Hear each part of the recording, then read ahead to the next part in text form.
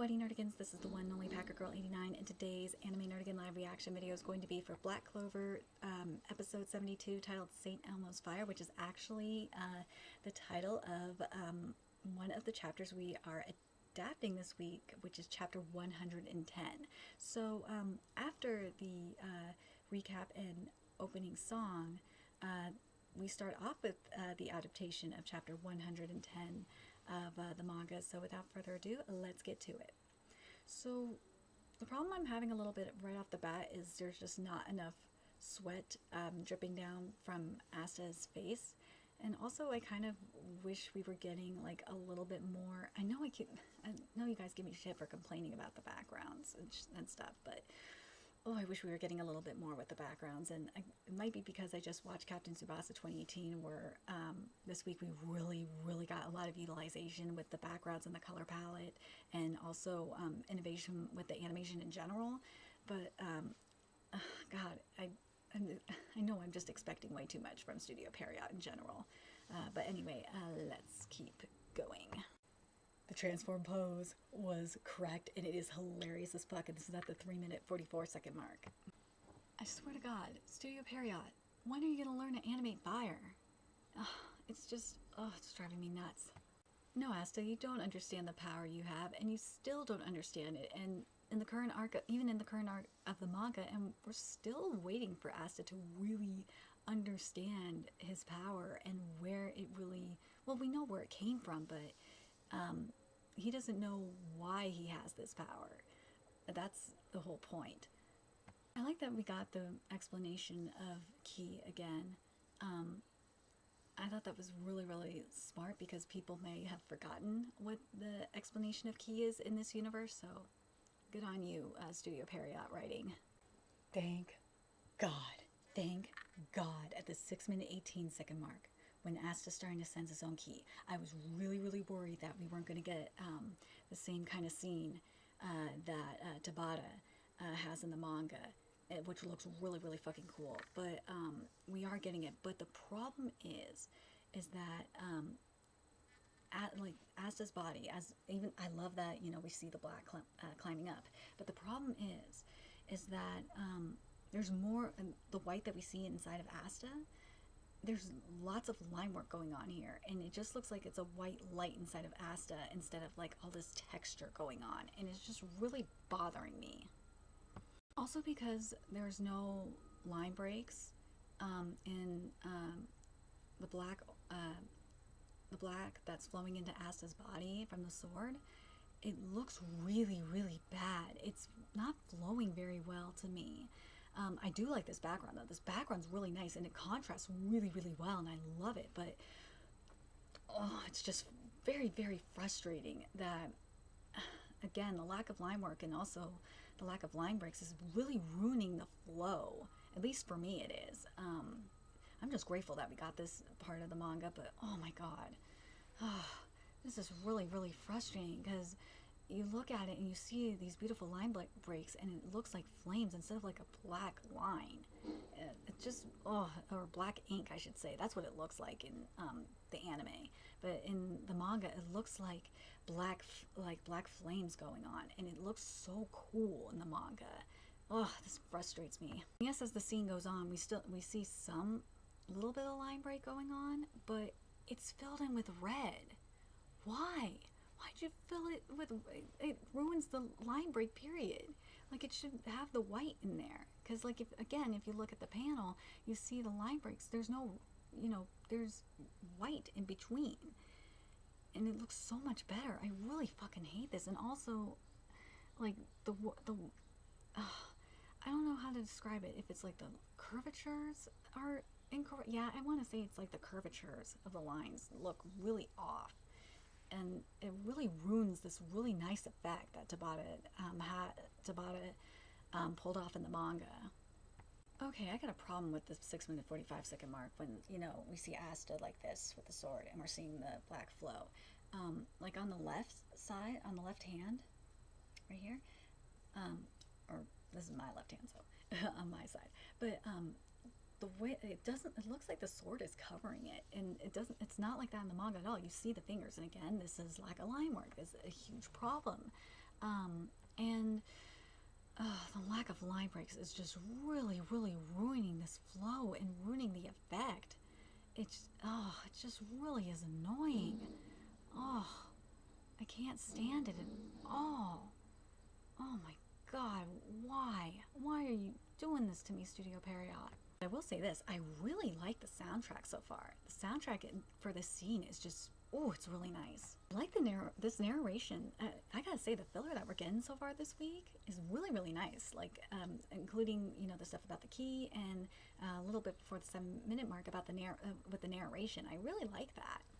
Like when we see Asta's face, like at the you know, in his even or his black form at the 7-minute 4 second mark, there's a little bit of a problem. So first off, we got line breaks, which is actually really nice. But the problem is that the line that's on top of his eye, like on his eyebrow and shit, the line breaks there's not enough line breaks, and it's actually flowing incorrectly. There's supposed to be 3 like lines, and it's supposed to be flowing in like this direction, like a wave direction, so that's completely wrong. And then on the bottom, the center line is supposed to be a lot thicker, and I would say there's supposed to be a little bit more of like oh my God, how do I describe it? It's not supposed to like look like a perfect curve, and also the curve's in the wrong direction. It's supposed to be like this and down. Wait, hold on. It's this and this, like a thicker line right here, and then down. And there's supposed to be another line right here, and that's missing. And the line that's right here under his eye is supposed to be like this. It's supposed to be pointing down, because it's supposed to look like, if you look at the manga panel, it looks like a tree, and it looks really, really cool. And I don't understand why it's not done correctly. This is just ridiculous. But again, on the bright side, there are at least line breaks. Ooh, the 7-minute 19 second mark. Let's take a look at this guy here. It actually looks pretty good. I would say my only problem with it, the Borilla, is that there's not enough texture in the rocks that are on it. And I think I think I would say that's my main problem with it. But it's actually thick enough, which is really nice. And I think there's the other problem I think is that there's too many rocks on him. But goddamn, that lack of texture is really killing me. It's really killing it. And also there's lack of line breaks in the horns. Oh my God. Okay, so the one I will say this, the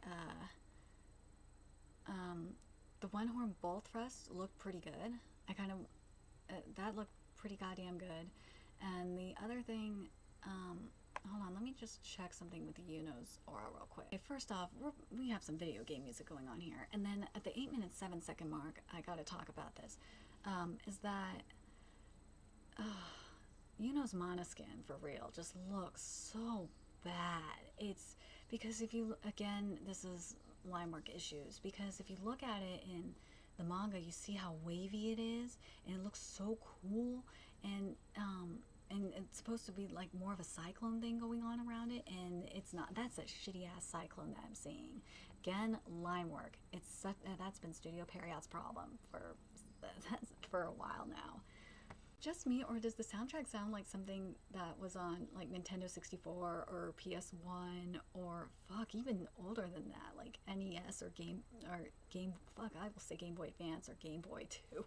It really is making me think of that. I don't know which game it's making me think of in particular, but god damn it, it just sounds like an old school video game soundtrack. Ooh, I gotta say, something that Studio Period's actually doing right is Merleona's animation looks so good. Really, really love how they've been doing Merleona's animation. They're doing her justice for the most part. The only thing I'm having a problem with is when this is at the 8-minute 47 second mark, her eyes are in the wrong position, and I wish there was a little bit more line work going on, like in the manga, because it would make her look so much more fierce, at least in my opinion. Ooh, I like this 9-minute 28-second mark when Asta's saying I'm gonna get even stronger and pass that Royal Knights exam, and we see the silhouettes of the Royal Knights.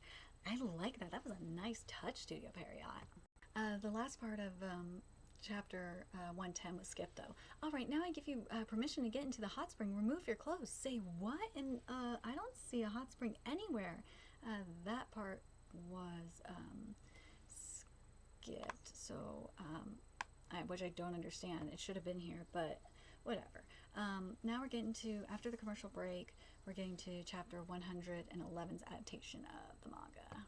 I gotta say, something I'm noticing this week in particular is, and it's kind of frustrating me at the same time because why isn't Studio Period doing it for everyone, is the line work in Merliona's hair looks a lot better. It's a huge improvement. But I don't understand why Studio Period isn't doing that for everybody. It's really kind of frustrating me. I'm very curious what you guys think, if you notice the improvement. You know what? I'll give a pass to this filler scene with Charlotte because because it so works. And same with the Belle. Oh, I don't know about Belle's little extra lines, but I definitely like the Charlotte scene here. Oh, and this is at the 11-minute 30, starting at the 11-minute 34-second mark. Where's the nosebleed at the 12? What's supposed to be at like the 12-minute 41-second mark? Where is it?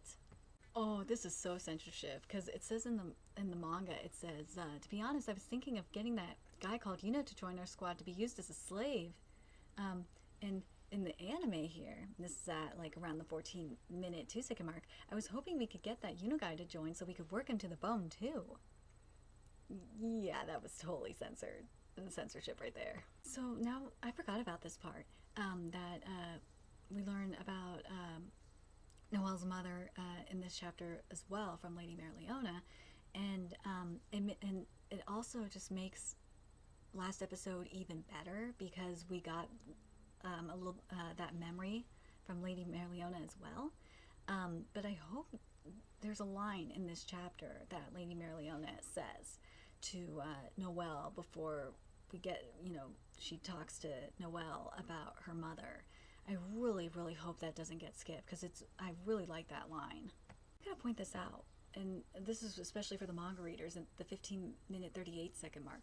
That armor, doesn't that look very familiar? Doesn't that look a lot like Noelle's Valkyrie armor? It totally does. You have to admit that it looks very, very similar to Noelle's Valkyrie armor. And you know what? I gotta give props to Tabata for doing that. And this is why I like covering manga to anime adaptations, because I get to look at this stuff all over again. And major props to Tabata for being inspired by Noelle's mother for Noelle's water creation Valkyrie dress. And also the other thing that I gotta mention in regards to again the brilliantness of Tabata is the events leading up to it involved her mother as well, and being and the apology from her brother as well. So God, Tabata, you're so goddamn brilliant. I love Tabata so goddamn much. And at the 15-minute 38-second mark, I gotta say this as well, is the animation for the Steel Warrior Princess looks beautiful. Aesir's armor looks fantastic. I'm very, very surprised by this. It looks really, really good. Yeah, there's some detailing that's kind of fucked up on the breastplate in particular, but yeah, just in general, there's a little bit of detailing screwed up.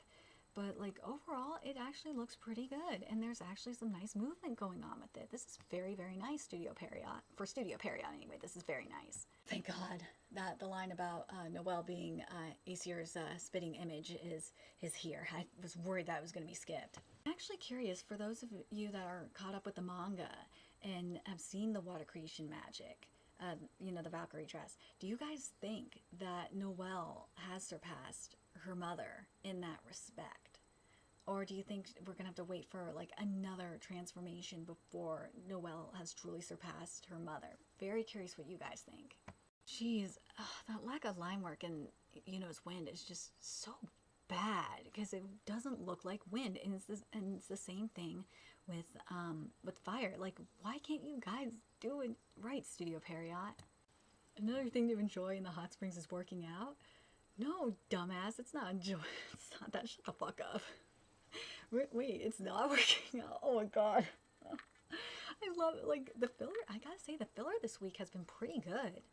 I think so far the only filler I'm not liking is Belle's filler, and Belle being in the hot spring. I think that's the only one that I'm not really part of the filler I'm not digging this week. But oh man, the fillers in this week is a lot better than some of the filler we've had in the past. Oh Yami, you goddamn pervert. I love the lightning at the 18-minute 8 through 9 second mark in the background. That was really, really nice. Jeez, what is with this video game music? My god, are we playing like Banjo-Kazooie or something? That's what it's making me think of. Oh my god, it took me a while, but this is really making me think of Banjo-Kazooie music. Like, did they get Studio Rare to freaking compose this episode? Like, Jesus. This was skipped.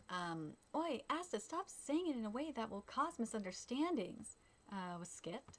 I really, really hope SJWs aren't gonna go on social media and complain about this being toxic masculinity. Please, please don't do that. Please don't. This isn't toxic masculinity. This is just the whole male spirit shit. Oh god, I just have this really bad feeling that the SJWs are going to call this toxic masculinity. Please don't. Please, just please fucking don't do that. I'm begging you. So we're ending with the end of chapter 111, aka the end of the training camp arc, and I gotta say I really love the filler that we got this week, and minus, you know, a couple of things. But next week we're getting to the arc I've been personally waiting for, the Royal Magic Knights arc, and you know what that means. My boy Sora is coming. Oh, I'm so excited for Sora. Oh my god, I'm hoping they do my man justice, because he is like my second favorite character in this series. I can't wait to see the trap magic. Oh my god, I can't wait to see the trap magic. The other thing, the other character I really can't wait to see is I can't wait to see Kirsch. I really can't wait to see him. He's gonna be amazing. Oh my god, I can't wait for that motherfucker. Also, like, I'm begging you, Studio Period, if you animate the fights like what we see in the opening, especially like the Finral versus Landgrease fight in particular, oh my god, I will love you. Please, please do that. It will be so awesome. I really, really want that Landgrease versus Finral fight to be animated the way we saw it in the opening song. Really, really do. Anyway, very curious what you guys thought of this episode. Overall, the writing this week was really, really good, and it's giving me hope for this, the Royal Magic Knights arc, or exam arc. Really, really excited. And the animation is slowly getting better.